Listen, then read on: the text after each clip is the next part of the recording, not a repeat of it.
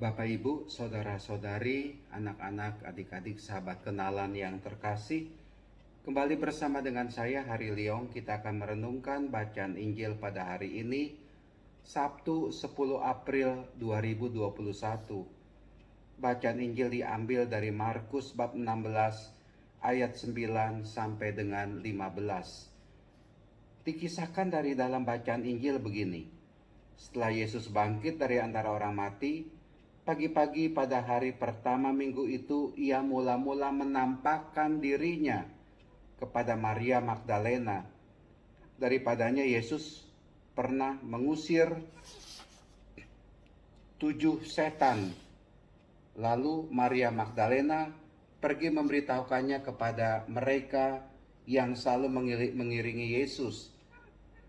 Dan pada waktu itu sedang berkabung dan menangis.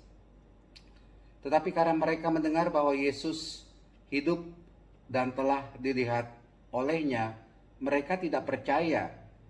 Sesudah itu Yesus menampakkan diri dalam rupa yang lain kepada 2 orang dari para murid ketika keduanya dalam perjalanan keluar kota. Menampakkan diri, ya.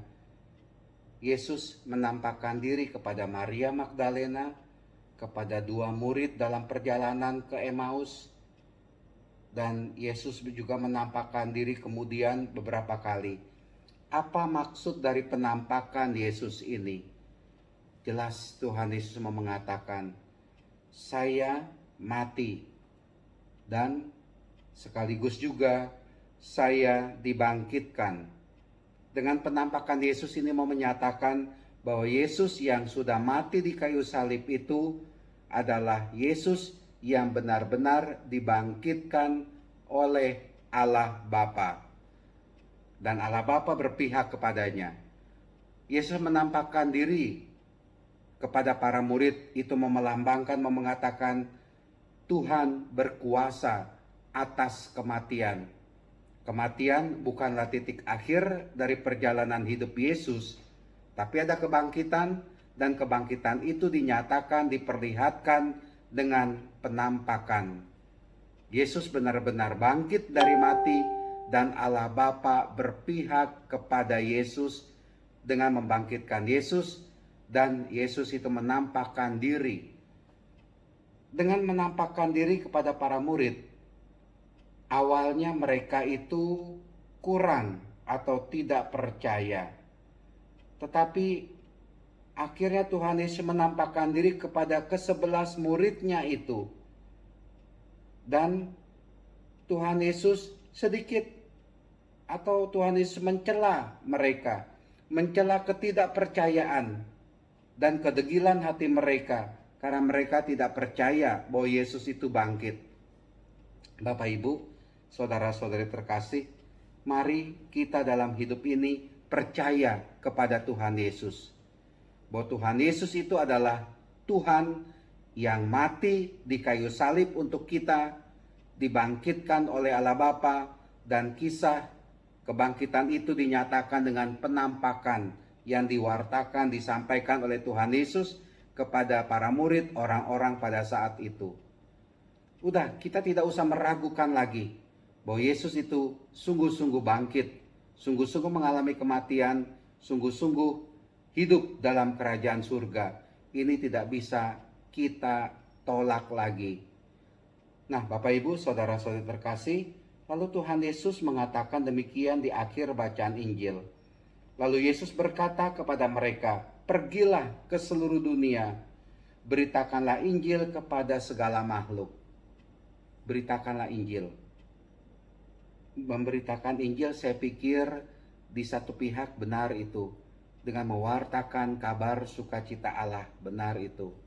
Menyampaikan ajaran-ajaran, tindakan yang dilakukan oleh Tuhan Yesus.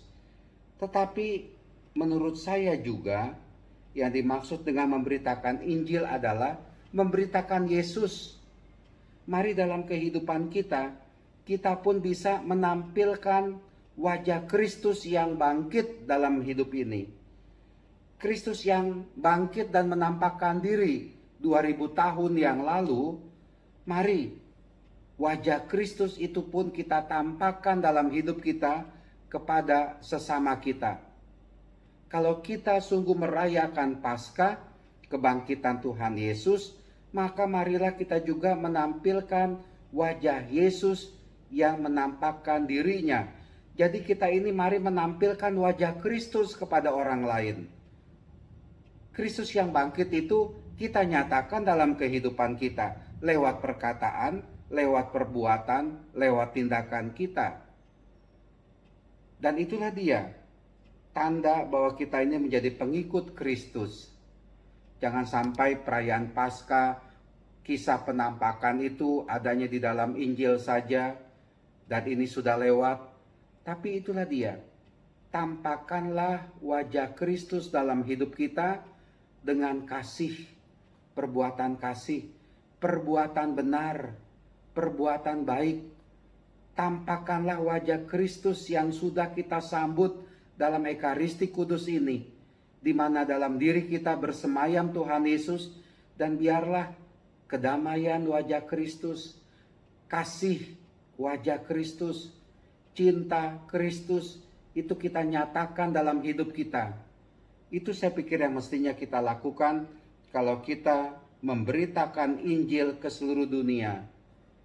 Kita mau menjadi pelaksana Yesus. Kita mau menampakkan wajah Yesus kepada sesama kita. Kita mau menampilkan kata-kata Yesus, perbuatan Yesus dalam kehidupan kita yang nyata kepada sesama kita. Disitulah kita mewartakan Injil. Tuhan memberkati, Tuhan melindungi kita sekalian. Amin.